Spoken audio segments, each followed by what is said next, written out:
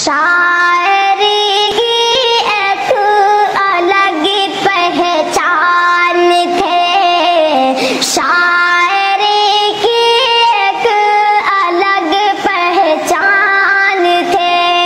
हिंदू मुस्लिम सब के दिल की जान थे। जिसके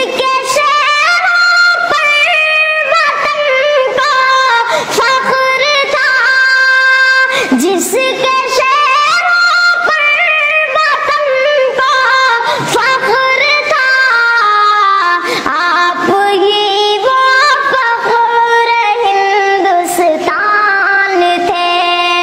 आप ही वो फख्र हिंदुस्तान थे। रोके आज उर्दू भी कहती है, रोके आज उर्दू भी कहती है ये, रोके आज उर्दू भी कहती है ये, रोके आज उर्दू भी कहती है ये। आप मेरे चेहरे की मुस्कान